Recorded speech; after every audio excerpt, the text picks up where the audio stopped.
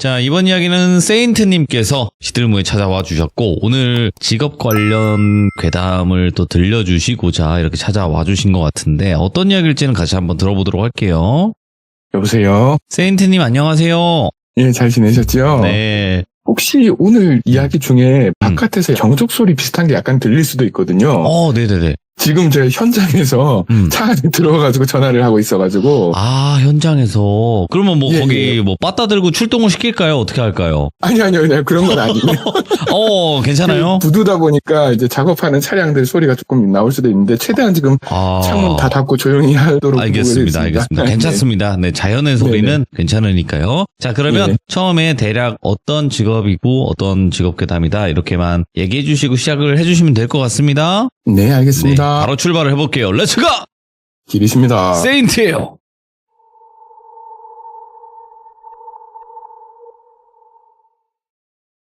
예, 우선 제 직업에 대해서 간략하게 이야기를 드리면서 내용에 대해서 이야기를 드려보도록 하겠습니다. 저희 직업을 이야기를 하자면 보험 쪽에 관련된 쪽이라고 보면 됩니다. 이제 선박이랑 수출, 수입, 화물 뭐 이런 쪽인데요.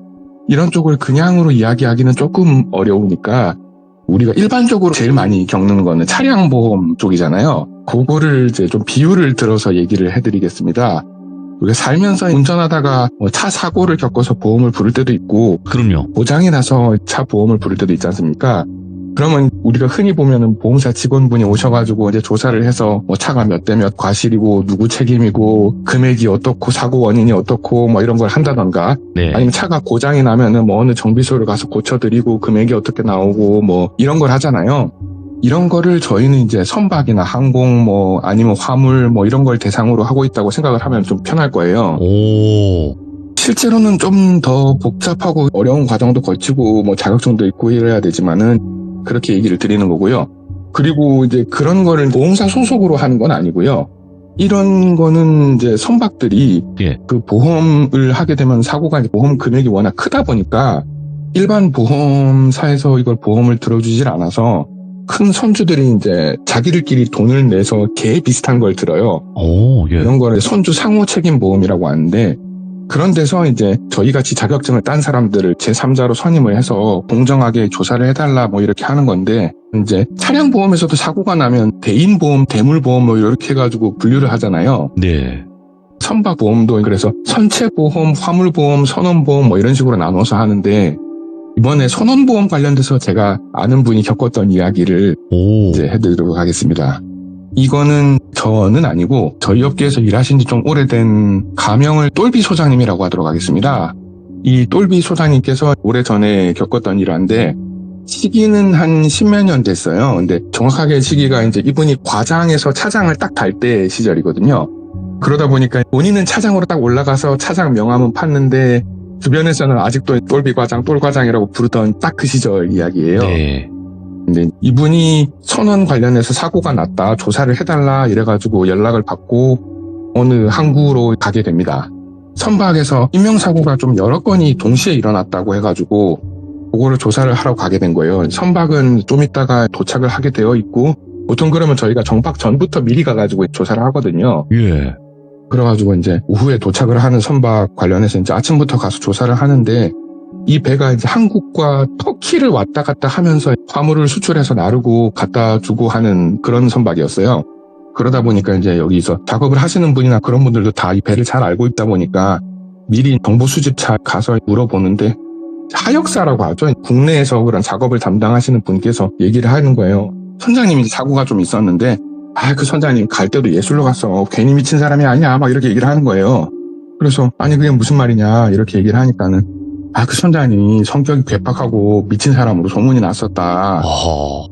막 그렇게 얘기를 하면서 그 하역사 반장님의 이야기를 조금 옮기자면은, 선원이 동남아 선원들로 구성이 되어 있고 선장과 기관장이 한국분인 그런 선박인데, 그런 선박이 좀 많아요. 지금도 많고 그 당시엔 더 많았고 그런 흔한 구성인데, 동남아 선원분들한테 좀 막말을 하고 평상시에 하역사 팀한테도 막말을 심하게 하고, 선장이 좀 연세가 있으신 분이다 보니까 좀 그런 분들이 계시거든요. 옛날 군대식 꼰대식 문화 같은 게 남아있어가지고 말을 워낙 험하게 하시고 성격이 괴팍하시고 좀 그러다 보니까 속된 말로 앞에 계실 때는 선장님하고 대우를 해주는데 뒤에서는 저 사람 미친놈이다 막 이런 얘기가 되게 심했대요. 오호. 거기다가 갈수록 성격이 더 괴팍해지고 이상해져가지고 저 사람 진짜 정신에 문제 있는 거 아니냐 막 이런 얘기가 막 돌았다는 거예요. 네. 그러던 와중에 사고가 났다 막 이런 거였고 배가 마침 도착을 했고 올라가서 조사를 시작을 하는데 이게 선장님, 기관장님, 갑판장님 이렇게 3명이 사고가 난 거예요. 참고로 갑판장분은 동남아 분이고 이게 동남아 어느 나라인지는 얘기를 하면은 괜히 또 오해 소지가 있을까봐 나라 이름은 얘기를 안 하도록 하겠습니다. 동남아라고, 예. 네네. 이게 상황이 어떻게 된 거냐면 순서대로 얘기를 하자면 갑판장분이 술을 좀 좋아하시는 분이셨대요. 갑판장분이 술을 너무 좋아하시는 분이셨는데 배에서 이렇게 음주를 과하게 하는 것은 당연히 금지가 되어 있거든요. 운항 중에. 특별하게 휴게 시간이거나 뭐 휴무가 주어지거나 연휴 기간 이런 때가 아니면은 술을 많이 마시는 건 금지가 되어 있다 보니까 네. 마시면 안 되는데 이분이 술을 너무 좋아해가지고 술을 찾다가 안 되니까 배에 화물이나 혹은 화학약품 이런 것들도 적재를 해놓는데 이 동남아 분이 거기서 이제 알코올이 적재되어 있는 걸 발견을 한 거예요. 그래서 이거를 보고 이거 술로 쓸 수 있는 알코올이겠구나 생각을 해서 자기 마음대로 이거를 희석을 시켜서 마신 거예요. 근데 이게 메틸 알코올이었던 거예요. 그래가지고 실명과 혼수 상태가 되셨고 기관장님은 작업을 하다가 이제 엔진룸에서 떨어지셔가지고 골절상을 입으셨는데 단순 골절상이었기 때문에 빨리 치료를 받았으면 문제가 없는 상황이었는데 조금 이따 말씀드릴 사고로 인해서 선장님한테 내려서 치료를 받게 하는 허가를 못 받아가지고 제때 치료를 못 받고 계속 골절된 상태로 누워만 있으니까 내부 감염이 된 거죠. 골마가지고. 그래서 그게 상태가 되게 안 좋아져가지고 약간 의식도 없으신 상태가 되고 한국에 내려왔을 때는 급하게 내려가지고 바로 이송해서 다리 절단 외에는 방법이 없다. 이렇게 된 상태였고 그리고 아까 말씀드렸다시피 선장님이 내리라는 허가를 못 내리게 된 제일 큰 계기가 있었는데 아까 그 하역사 반장님도 얘기를 하셨던 선장이 미쳤다 얘기가 있었지 않습니까? 선장님이 조현병이 걸려 있는 거예요. 그래서 망상장애가 걸려가지고 배에서 돌아오는 길에 바다에서 투신을 하신 거예요. 극단적인 선택을. 그래가지고 이제 선장이 없는 상태가 되니까 배가 원래라면 운항 중지가 되어야 하는데 다행히 이제 1등 항해사분이 1급 면장이라는 게 있거든요. 1등 항해사부터 딸 수가 있는데 그러면 선장처럼 운항을 할 수가 있어요. 그렇게 해서 겨우 운항을 해서 이제 한국으로 들어오게 된 거예요. 그렇게 돼가지고 들어온 상태가 돼서 사건이 3개나 생겼으니까 이제 조사를 하러 파견이 된 거죠. 그래서 인터뷰를 하고 있는데 그런 사건이 생겨가지고 조사를 하게 된 거지만 내용을 보면 사고가 겹쳐져서 굉장히 특이한 경우인 거지 개별 사건을 보면 굉장히 특이한 사건들은 아니거든요. 각각 사례들을 따로 놓고 보면 감염으로 인해서 사고가 나서 골절상이 난 거라든지 뭐 적재물을 마음대로 잘못 먹어서 사고가 났다든지 혹은 정신적인 문제로 인해서 선원이 이상을 일으키거나 극단적인 선택을 했거나 이런 거는 당장 그 소장님 회사가 아니라 저희 회사 보고서 사례만 봐도 엄청나게 많이 검색이 되거든요. 실제로 안 알려져서 그렇지 굉장히 많습니다. 근데 이제 이게 겹쳐져서 동시에 한 배에서 일어나서 특이한 상황인 거지 개별 사건이 특이한 건 아니라서 당시 그 똘비 차장님 그분도 개별 사건마다 조사를 하면서 별 문제 없이 조사를 하고 있었다고 해요. 인터뷰를 하면서. 근데 이제 인터뷰를 하면서 선원의 신병 문제가 처리가 안 돼서 제때 치료를 못 받아서 기관장님이 이런 일이 났고 마음대로 적재물에 손을 대서 먹기까지 해서 문제가 났다. 갑판장님은. 그리고 나서 선장님이 그럼 어떻게 조현병이 났는가 이런 거에 대해 조사를 하려고 할 때 선주사라고 하죠. 배 주인 되는 회사 본사에서 연락이 왔대요. 선장이 실제로 배를 운항하고 있는 중에 야간에 이제 회사로 이메일을 몇 번 보내왔다고 그 이메일 내용이 이렇게 들어온 거예요. 그 내용을 보니까 회사에서 자기를 끊임없이 감시를 하고 있다. 자기를 도청을 하고 있다. 그러면서 자기 사무실, 침실, 형광등 이런 데 뒤에다가 눈에 안 보이는 CCTV를 달아서 나를 감시를 하고 있다. 너무 괴롭고 힘들다. 이런 이메일을 계속 보냈다고 하더라고요. 그리고 선원들도 막 자기를 도청하고 있다, 감시하고 있다, 막 이런 걸로 엄청 불안해 하더라. 이런 인터뷰를 선원들이 다 같이 일치되게 하는 거예요. 그렇게 얘기를 하고, 뭐, 브릿지 CCTV를 봐도 딱 그 시기에 안절부절하고 짜증을 내고 막 이런 것처럼 보이고, 그렇게 돼서 극단적인 선택을 한 거구나. 이렇게 조사가 정리가 되었어요. 그러면서 이제 보고서를 쓰러 내려가려고 하는데, ABA라고 하는 제일 하급 선원들이 있거든요. 1항사가 이제 말을 단도리를 시켰는지 그런 얘기가 안 나오다가 하급 선원들을 좀 구슬리니까는 막 동남아어로 자기들끼리 약간 겁을 내면서 뭐라고 하길래 영어로 이야기를 해봐라 막 이렇게 얘기를 하니까는 걔네들이 한참을 주저하다가 마지못해서 이야기를 꺼내는 게 그 사람들이 이집트 고양이의 저주를 받았다 막 이런 이야기를 하더라는 거예요. 그래서 그게 무슨 소리냐 그러니까 또 막 망설이다가 무조건 얘기해라 너희들의 안전은 지켜주겠다 이렇게 얘기를 하니까는 네. 조금씩 이야기를 꺼내기 시작하는데 여기서부터 시간을 조금 더 과거로 돌려서 운항 당시로 돌려보도록 하겠습니다. 이게 배가 한국에서 터키를 간다고 했잖아요. 네. 터키를 왔다 갔다 하면 세계 지도를 머릿속에 그려보면요. 네. 이게 남해안에서 출발을 해서 터키로 간다고 하면 그 베트남 뭐 동남아 여기를 지나서 인도양을 지나서 네. 수에즈 운하를 갑니다. 오. 이집트, 사우디아라비아 사이에. 그 수에즈 운하를 통과해서 지중해 쪽으로 터키로 가는 항로가 제일 빠르고 안정적인 항로예요. 근데 그렇게 해서 수에즈 운하를 가게 되는데 이 수에즈 운하를 딱 지나갈 때 보면은 이제 잡상인들이 올라와요. 원래 검사하고 시간이 한참 걸리니까 그때 잡상인들이 올라와가지고 물건을 팔거든요. 물건을 팔고 사고 막 이러는데 얘네들이 막 마음대로 손실 뒤져가지고 감나가는 거 훔쳐가기도 하고 그래가지고 평상시에 항상 손실을 잠궈놓고 막 이래요. 우리나라도 그렇고 외국도 그렇고. 근데 이제 이 잡상인들이 와서 물건을 팔고 가는데 뭐 팔기도 하고 사기도 하고 이러고 가면서 박스 같은 걸 두고 갔는데 네. 그 박스에 새끼 고양이가 한 마리 딸려 들어왔나 보더라고요. 아. 그런데 이게 선박법상 검역이 있거든요. 근데 검역에 관한 법률상 선박에 사전 등록되지 않거나 허가되지 않은 동물이나 식물이 타게 되면 배가 일단 처벌을 받고 최소한 벌금을 상당히 물게 되고요. 심한 경우에 무조건 운항 제한까지 당하곤 합니다. 그래서 이제 선장님께서 선원들한테 이 고양이를 처분하라라는 말을 했대요. 처분이라는 게 말이 좋아 처분이지 바다에서 처분이라는 거는 그렇게 처리를 하라는 얘기죠. 처분을 하라고 하면 보통 일반적으로는 그냥 깔끔하게 처리를 해서 그렇게 하는 방식을 하는데 네. 이 하급 선원들의 말을 들어보니까 그 기관장과 갑판장이 고양이를 곱게 처분하지 않고 좀 아. 학대를 했다는 거예요. 아. 예. 그것도 기관장님께서 고양이의 다리를 부러뜨렸고 갑판장은 고양이의 눈을 태했다고 하는 거예요. 아이고. 그래가지고 나중에 당사자들은 인정을 안 하겠지만 눈을 해한 갑판장은 자기 눈이 실명이 되었고 다리를 해한 기관장님은 다리를 절단하게 되었다. 예.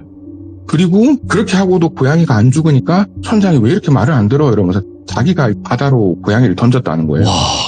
근데 똑같이 선장님이 이상을 일으켜서 바다로 뛰어드셨잖아요. 예. 그러니까 이제 하급 선원들이 이건 고양이의 저주다. 와. 그것도 이집트잖아요. 고양이가 영물로 취급받는 곳이잖아요. 이집트 고양이의 저주다. 이렇게 막 애들이 무서워하는 거예요. 얘기를 듣고 보니까 똘비 차장님 좀 소름이 돋았대요. 그래가지고 이건 무서운 일이었구나. 겪으면서 참 나도 이 일을 10년 넘게 했지만 참 신기한 일이다. 이렇게 생각을 하면서 그렇다 하더라도 보고서에 이러한 사건 사고가 일어났는데 고양이의 저주로 인해서 저주를 받았다라고 쓸 수는 없으니까 각각 사고에 대해서 그냥 이렇게 돼서 사고가 났고 이렇게 돼서 사고가 났다. 이렇게 이제 보고서를 정리를 하고 그렇게 하는 걸로 그냥 정리가 되었대요. 그리고 이렇게 며칠간 조사를 하고 보고서를 다 쓴 다음에 어쨌든 이런 상황에서 원래 1등 항해사가 면장이 없었으면 한국까지 오지도 못하는 상황이었거든요. 근데 잘 수습해서 영어도 잘하고 해서 끌고 온 1등 항해사가 선장 대행 업무를 잘했으니까 그것도 잘했다고 얘기를 해야 되는데 마침 또 한국에 있는 그 본사 선주사에서 이 사람이 선장 업무를 하는데 문제가 없으니까 계속 맡기자. 네. 이런 이야기도 나왔고 마침 또 선장 자격이 잘 되는 데다가 같은 동남아 국적이니까 선원들도 잘 따르고 하니까 그 성질 부리던 선장보다 지금 선장이 나으니까 이분을 그러면 선장으로 승진을 시켜주자. 뭐 이런 얘기를 듣게 되었대요. 네. 그래서 이제 마치고 배를 떠나면서 1등 항해사한테 똘비 차장님께서 선장 된 걸 축하한다. 네가 그래도 수습을 잘 해줘서 큰 사고가 안 났다. 참 고맙다. 이렇게 이야기를 꺼내고 예. 악수를 하면서 얘기를 하니까는 1등 항해사가 그래 고맙다. 나는 예전 선장님처럼 밑에 같은 동남아 우리나라 사람이니까 선원들 괴롭히지 않고 잘 대해줄 거다. 예전 선장 솔직하게 말해서 좀 너무 막 대하긴 했다. 기관장님도 마찬가지고 그리고 그 갑판장님이 같은 동남아 사람인데 너무 선장님한테 압을 떨어가지고 자기 나라 사람 아닌 것처럼 약간 셋이서 되게 막 좀 그랬었대요. 그랬던 게 있는데 자기는 이제 새 기관장이랑 갑판장 오면 잘 해가지고 화합해서 잘 하겠다. 그러면서 솔직히 당신도 들었지 않냐. 나는 고양이의 저주가 사실이라고 믿는다. 이렇게 얘기를 하면서 마음을 그렇게 못되게 보고 행동을 하니까 정신병에 걸린 거 아니겠느냐. 그 이상한 메일 계속 보낸 거 생각해봐라. 얼마나 심한 피해 망상이냐. 이렇게 얘기를 하더래요. 그래서 똘비 처장님도 그렇게 말이다. 아무튼 축하한다. 건강해라. 네 말이 맞다. 이러고 내려와가지고 배는 그 3일간 무사히 작업을 마치고 다시 터키로 출항을 시키고 이분은 자기 사무실로 돌아오는 길에 갑자기 뭔가를 깨닫고 소름이 돋았답니다. 아니 근데 그 1등 항해사는 선장이 개인 메일로 선사의 이메일을 보낸 내용을 어떻게 그렇게 잘 알고 있지? 이거를 이메일을 보낸 거잖아요. 그 회사랑 선장 말고는 아무도 모를 건데 이걸 어떻게 그가 알고 있을까? 뭐야? 그래서 메일을 보낸 시간대를 다시 보내달라고 선사한테 보내가지고 시간대를 체크를 해보고 인터뷰를 다시 되짚어보고는 그제서야 깨달은 거예요. 물론 이제 여기서부터는 똘차장님의 심증뿐이지 물증이 있는 건 아닙니다. 그렇긴 하죠. 예. 그런데 이분의 이야기에 따르면 선장 사무실에 들어가서 다른 사람이 메일을 보낼 수도 있다는 거죠. 선장이 항거불능의 상태가 됐을 경우에. 네. 그리고 그렇게 됐을 때 선장을 대행할 수 있는 업무를 할 수 있는 유일한 사람이면서 본사랑 대화를 할 수 있고 영어를 할 수 있고 다른 동남아 선원들을 완벽하게 규합할 수 있는 사람 단 한 명밖에 없는 그 1등 항해사. 거기까지 생각이 미치니까 소름이 끼치는 거예요. 예. 그리고 나머지 선원들이 진술이 너무 일치하는 거, 갑자기 나온 이집트 고양이 이야기, 네. 그런 것들이 너무 이상하고 하급 선원들을 괴롭혔던 사람들만 처리가 된 것도 너무 이상하고. 그러니까 생각을 했을 때 자기가 생각했던 거는 다른 선원들을 선동해서 선상반란을 일으킨 게 아닌가. 예. 거기까지 생각이 미친 거죠. 그러면서 같은 동남아 사람이지만 술을 좋아하고 한국 사람들 편에 들어있던 갑판장한테 이거 좋은 술로 쓸 수 있다라면서 메틸 알코올을 건넸고 머릿속에 떠오르는 거죠. 그런 장면들이. 예. 그 다음에 선장이 밤에 스트레스 받아가지고 혼자 짜증내고 막 화를 못 이겨서 그러는 것들이 어찌 보면 CCTV 같은 데는 자기가 불안해해서 돌아다니는 것처럼 보일 수도 있잖아요. 그렇죠. 소리가 녹음이 안 되니까. 그렇게 돼서 브릿지 바깥으로 나갔을 때 미리 준비하고 있던 선원들이 선장님을 바다 바깥으로 집어 던져버리고 나서 1등 항해사는 선장의 컴퓨터로 메일을 보내고 그리고 그렇게 되니까는 마침 기관장님 다쳐있을 때 혹은 다치게 만들었을 수도 있고 네. 그렇게 된 다음에 내리지 못하게 아무 치료도 못 받게 계속 해가지고 부상이 악화되게 만들 게 아닐까. 거기까지 생각을 하니까 진짜 막 소름이 끼치고 막 구역질이 나더래요. 와, 이건 미쳤다, 진짜. 근데 이게 어디까지나 심증만 있고 물증은 하나도 없고 그러니까, 예. 뭐 어떻게 보고를 한다고 해결이 될 것도 아니고 네. 거기서 계속 왔다 갔다 하면서 자기도 이제 검사하러 오는 배인데 이거를 자기가 함부로 잘못 건드렸다고 어떻게 될지도 모르겠고 그래서 이 얘기를 본인 머릿속에서만 묻어놓을 수밖에 없었다라고 나중에 저한테 얘기를 해주셨었거든요. 얼마나 그 심증이 예. 정말 나는 분명히 이거 같은데 라고 생각을 예. 하셨을까. 예. 근데 그분 말씀이 맞는 게 옛날 연세 많으신 그렇게 환갑 넘으시고 막 칠순 다 되신 선장님들 이런 분들 보면 지금도 그렇게 하급 선원들한테 막 하시고 하는 분들이 소수가 계시긴 해요. 아직도. 뭐 그럴 수 거의 있죠. 대부분은 안 네네. 그런데 네. 그게 그분들이 그러시다가 요즘 안 그러시는 가장 큰 이유는 옛날에 그렇게 하셨던 이유는 한국 선원들이 과반이 넘었고 네. 그런 동남아나 뭐 이런 선원들이 소수였기 때문에 그렇게 해도 괜찮았는데 지금은 이케아 한국 선원이 2-3명이고 오. 나머지 한 20명이 넘는 선원들이 다 그 나라 선원이란 말이죠. 예. 근데 그 생각을 안 하고 막 저렇게 하다가 우리끼리도 얘기해요. 저러다가 작정하고 선상반란 일으켜가지고 묻어버리고 나 사고다. 모르겠다고 입 맞춰버리면 방법이 없어요. 사실 배 위에서는 맞아요. 망망대해 바다 인도양 태평양 이런 데서는 저걸 어떻게 물증도 없고 뭐 아무것도 없어요. 저거는. 예. 그러니까는 이거를 누가 봐도 이 이메일에서 봐도 알 수가 없는 거예요. 이거는. 너무 섬뜩한데 이거? 예. 그랬던 이야기가 하나 있었습니다. 아니 이런 이야기를 어떻게 들어요 저희가 세인트님. 아니 자 생각을 한번 해볼게요. 이 배라는 공간은 말씀대로 망망대해에 떠있단 말이에요. 네네. 근데 제가 듣기로도 선장의 말이 법이다 이런 얘기를 들어본 적이 있거든요. 예, 법은 법이에요. 사실 극단적으로 얘기하자면 선장이 피치 못할 사정이다라는 이유로 선원을 만약에 죽여야 된다. 사형을 시키잖아요. 예. 예. 그래도 그 순간은 면책이 됩니다. 와. 나중에 재판을 받더라도 그 순간은 예. 면책이 돼요. 그 정도의 권한이 있는 대신에 아까도 말씀드렸듯이 선상반란이란 것도 심심찮게 일어나거든요. 네.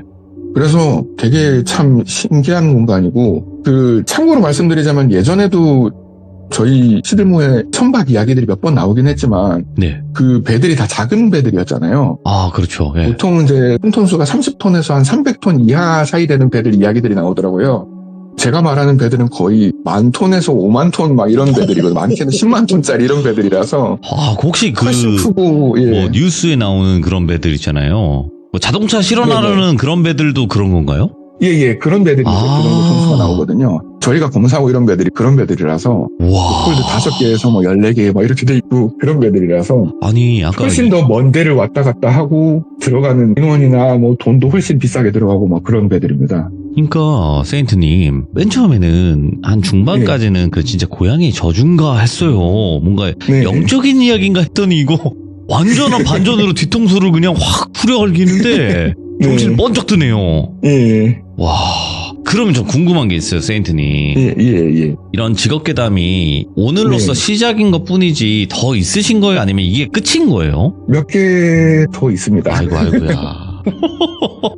이제 배 담당하셔야겠다. 알겠습니다. 닉네임을 뭐 네. 타이타닉으로 바꾸든지 뭐 이렇게 좀 배 느낌으로 가셔야겠네. 아니요, 근데 제 닉도 괜찮은 게 네. 뱃사람들이 생각보다 미신을 많이 믿어요. 네네. 그래가지고 배를 수호하는 뭐 이런 수호성인 이런 느낌도 되고 해서 아, 세인트라는 게 예. 뭐예요, 세인트가? 그 세인트가 성인이란 뜻이잖아요. 아, 성인. 예. 그래서 좀 무사 안녕을 기원하는 뜻으로. 실제로 제가 그 2023년 겨울에 선박 검사를 하다가 좀 추락사고를 큰 거를 당했었거든요. 예. 그래서 6개월 넘게 입원을 하고 거의 항해를 통으로 날렸었어요. 그러다 보니까 더더욱 좀 그런 거를 믿게 되더라고요.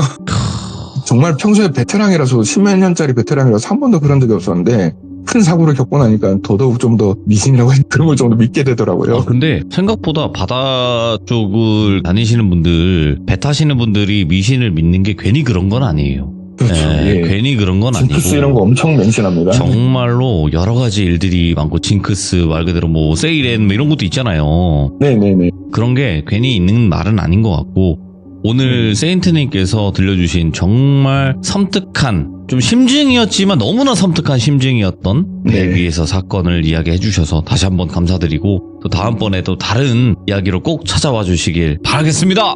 네, 감사합니다. 마지막으로 아내가 듣고 있을 거라서 저 지금 출장 나와 있거든요. 사랑한다고 혹시? 사랑한다는 너무 저희 경상도 남자들한테 오글거리는 얘기고 예. 맨날 한 달에 한두 번 집에 들어갈까 말까 하고 출장 나와 있는데 항상 아이 혼자 보느라 너무 고맙다고 꼭 전하고 싶어요. 사랑한다 해주세요. 그래도 사랑해. 아내분, 남편분 얼굴 보는 게 쉽지 않겠지만 그래도 열심히 가족분들을 위해서 목숨 갈아가면서 일하는 거예요. 네. 항상 가족 모두가 행복하시고 건강하신 그날까지 열심히 파이팅입니다. 네, 감사합니다. 네, 고맙습니다. 감사합니다. 멋있는 분이에요. 그러니까 세인트님께서 오늘 해주신 이야기는 정말 섬뜩하고 너무 무서운 이야기지만 마지막에는 또 이렇게 훈훈하게 양기로 가득 채워주시긴 했습니다. 여러분들의 생각도 댓글로 꼭 한번 들어보고 싶네요. 여러분들의 생각을 댓글로 남겨주시길 바라겠습니다. 감사합니다.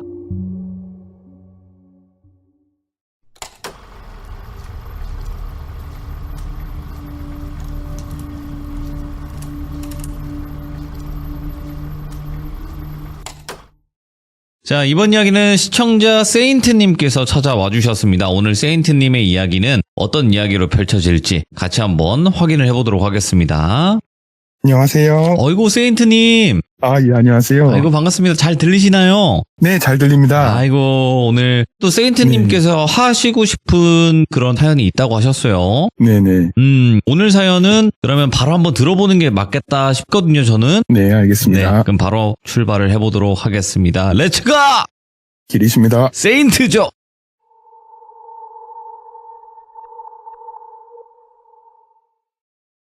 우선 저에 대해서 간단하게 말씀을 드리자면 저는 예. 지금 40대 초중반의 아재입니다.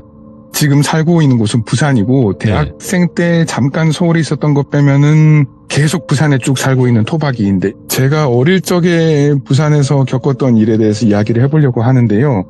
제가 어릴 적에 살고 있었던 곳이 부산에 있는 섬이에요.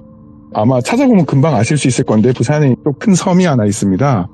근데 이곳이 지금은 사람도 많이 안 살고 인구 공동화가 좀 된 곳인데 그 당시에는 부산에서 좀 큰 항구가 좀 있었던 곳이고 시장도 있고 그래가지고 좀 사람이 그 당시에는 좀 살았었어요. 근데 그 옛날에 그런 어시장이 있고 항구가 있고 한 곳이다 보니까 사건 사고도 많고 우범 지역이고 그래가지고 부산에서 최초의 러시아 마피아들끼리 총격전도 일어난 곳이고 어이구야, 예. 여러 가지 사건 사고들이 많이 일어났던 곳에서 제가 태어나고 자랐습니다. 그런 곳이다 보니까 어릴 적에는 저는 항상 옆에서 술 마시는 사람들 떠드는 소리, 와장창 깨지는 소리, 막 노랫소리 막 이런 걸 항상 들으면서 자랐던 동네였어요. 예. 그런 곳에서 저는 살았는데 그 시장통 한복판에서 제가 살면서 옛날에 유명했던 드라마 중에서 한지붕 세가족이라는 거의 최초의 시트콤 같은 게 있었는데 예. 그런 걸 생각하면 편할 거예요. 1층에는 상가 같은 건물이 있고 2층, 3층에 이제 저희 집 중에 3층에 살고 있었는데 예. 저는 누나랑 부모님과 살고 있었고 어린 마음에 어떻게든 제 방을 갖고 싶어서 저는 제 방을 달라고 졸라가지고 실제로 제 방은 아니겠지만 소위 말하는 창고방 같은 거 있지 않습니까? 그런 창고방 하나를 제 방이라고 우겨가지고 실제로는 이제 어른들 짐 같은 게 막 있고 이런 데지만 제 방이라고 우겨가지고 쓰고 있었어요. 뭐 그래봤자 그냥 담요 피고 이불 펴고 이러고 나면 남는 공간 없는 곳이긴 했지만 그런 곳에서 지내고는 했는데 시간은 옛날로 돌아가서 제가 초등학교 2학년을 마치고 3학년 올라갈 때로 돌아갑니다. 그 당시는 국민학교였죠. 그 당시에 봄방학이라고 있었어요. 이게 겨울방학을 마치고 잠깐 학교를 다니고 봄방학이 일주일 있고 그러고 나면 봄방학을 마치고 1학기 첫 개학을 하게 되었었거든요. 정확하게 기억을 하고 있는 게 다음 날이 개학날이었어요. 그래서 정확하게 기억을 하고 있는데 다음 날이 개학이어서 좀 설레서 그랬는지 아니면은 뭐 전날 음료수를 많이 마셔서 그랬는지 예. 밤에 자다가 화장실을 가고 싶어서 깨어났어요. 깨어나서 화장실을 갔다가 제 방 문을 열었는데 맞은편 집이 보인단 말이죠. 시장이고 그런 데니까 다들 그런 식으로 상가가 뭐 1, 2층에 있고 위에 층에는 가정집이 있고 그런 골목이었어요. 그런데 맞은편 집이 이렇게 보인단 말이에요. 맞은편 집이 되게 좁은 골목이라서. 근데 그 불투명 창문으로 실루엣이 보이는 거예요. 희미하게. 사람이 2명 정도가 이렇게 좀 다투는 것 같았어요. 약간 승소리가 새어나오는 정도였거든요. 시간은 정확하게 모르겠는데 아마 한밤중 뭐 새벽 2, 3시 막 이렇게 됐을 것 같아요. 정말 불이 다 꺼지고 그렇게 시끄러웠던 동네가 노랫소리랑 술 마시는 분들 소리가 안 들릴 때쯤이었으니까 그런데 그 실루엣이 이렇게 막 다투는 것 같더니 예. 왼쪽 실루엣이 만세 같은 비스무리한 자세를 하더니 막 팔을 휘둘렀어요. 그러니까 오른쪽 실루엣이 마치 풍선이 쪼그라들듯이 이렇게 막 작아지면서 내려앉는 거예요. 예. 그거를 정말 그냥 뭐에 홀린 것처럼 보다가 잠들었거든요. 보고 있었던 건 기억이 나는데 일어나니까는 어머니께서 저보고 등교해야지 하고 깨우고 계시더라고요. 그러면서 어머니께서 집 앞에서 뭐 다른 거 있더라도 신경 쓰지 말고 너는 바로 학교를 가야 된다 막 이런 얘기를 하셨었고 그래서 내려가서 이제 학교를 가려고 하는데 집 앞에 저는 그때 처음 보았죠. 그 폴리스 라인 쳐져 있는 거를. 헐. 폴리스 라인이 쳐져 있고 그 좁은 골목 안에 거의 꽉 찰 정도로 순찰차랑 막 앰뷸런스랑 이런 게 와 있고 동네 사람들이 구경을 하고 계시고 그런 걸 보면서 뭔 일이 나긴 났나 보다 어린 마음에 그렇게 생각을 하면서 등교를 했어요. 등교를 해서 우리 집 앞에 무슨 일이 있나 보다 막 그런 얘기를 친구들과 하고 예. 그렇게 첫날이 지나갔는데 그날 밤부터였습니다. 저한테 이상한 일이 생긴 거는 제가 밤에 잠을 들면 꿈을 꾸기 시작하는데 가위랑은 조금 다른데 이상한 꿈을 꾸기 시작하는 거예요. 제가 잠에 딱 들어서 눈을 뜨면 제가 이렇게 나선 계단으로 되어 있는 원형 탑 같은 데에 거의 꼭대기쯤에 서 있어요.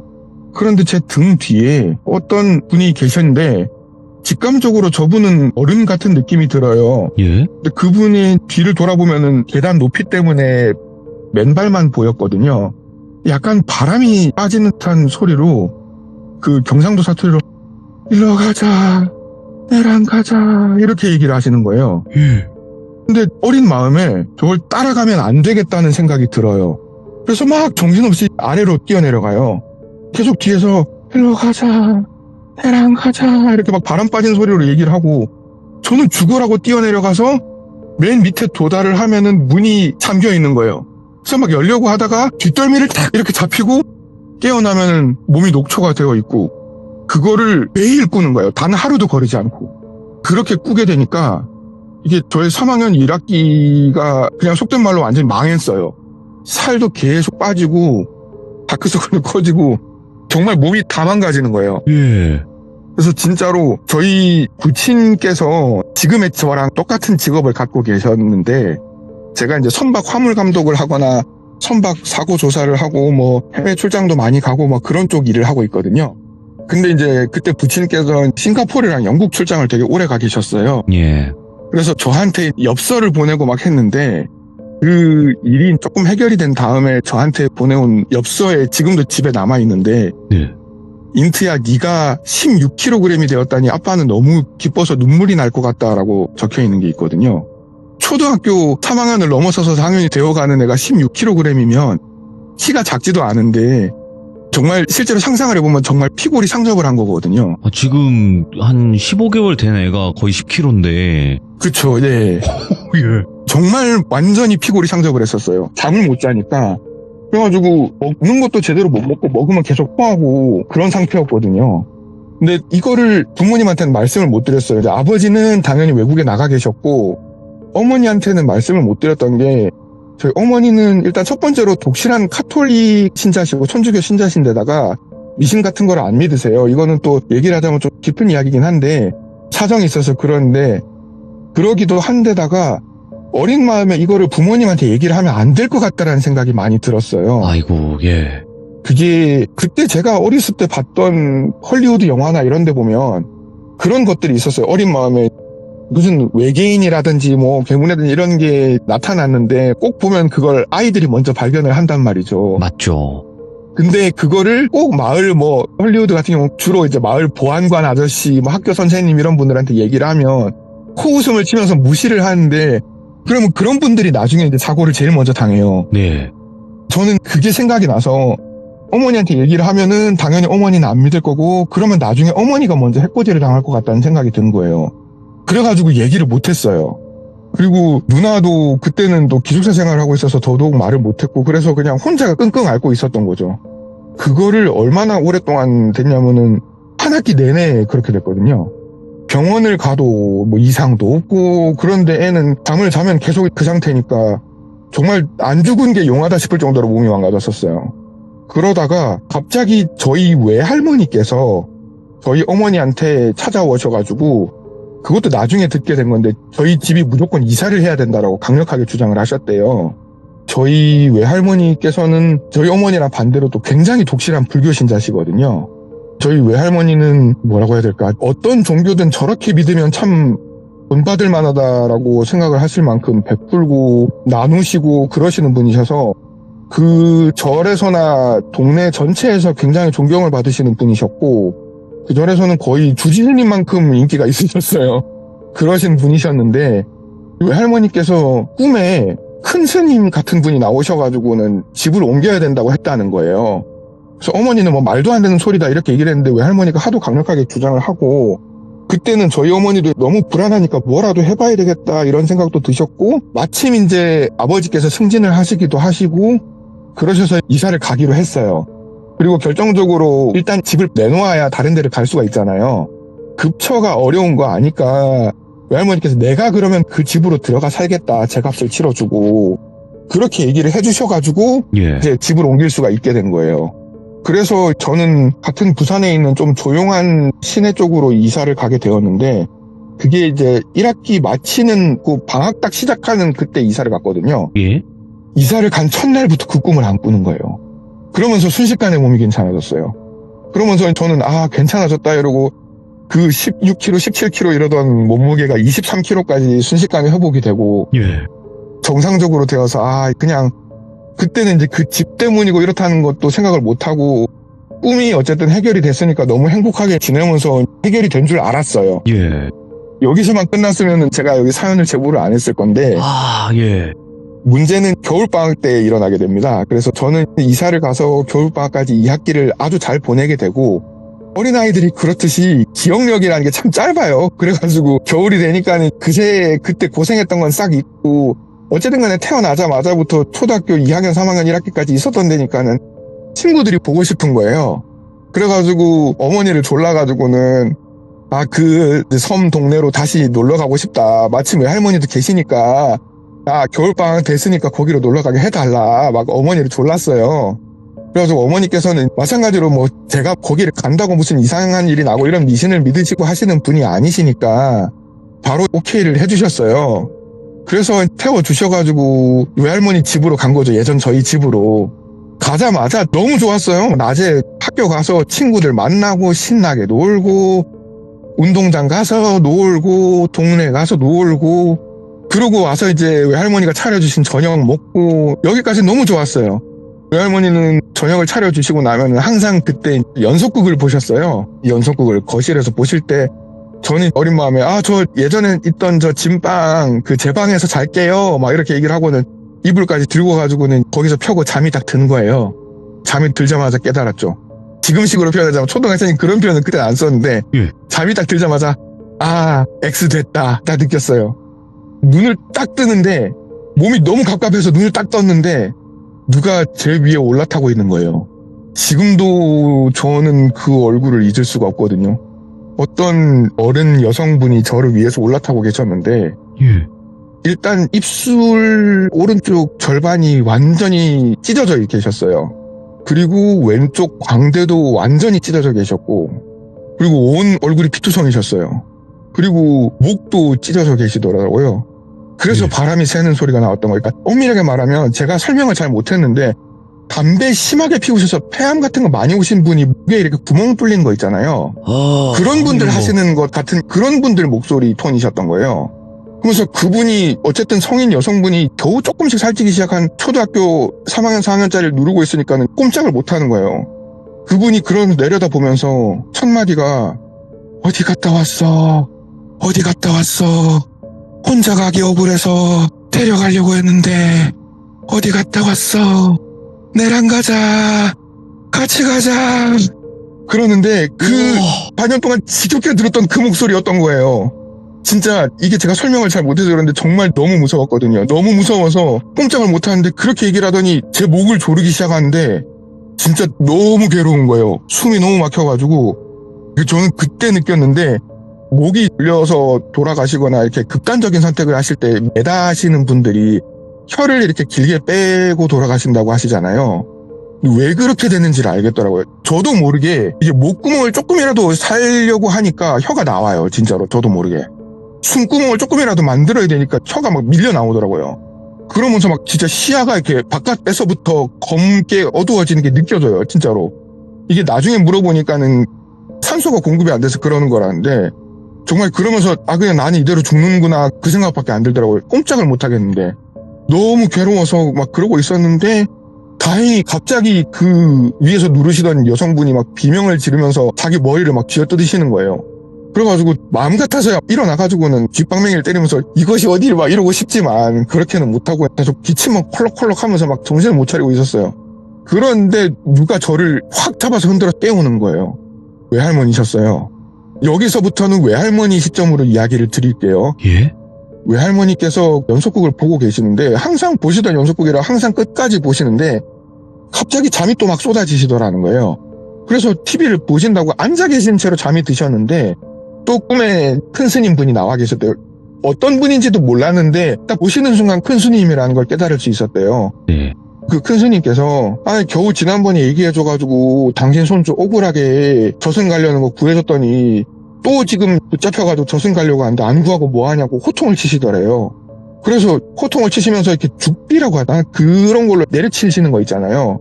그걸로 내려치시니까는 외할머니가 번쩍하고 눈을 뜨시고는 너무 이상한 꿈이셔가지고는 제 방으로 갔더니 제가 침을 막 흘리면서 숨이 넘어가고 있었다는 거예요.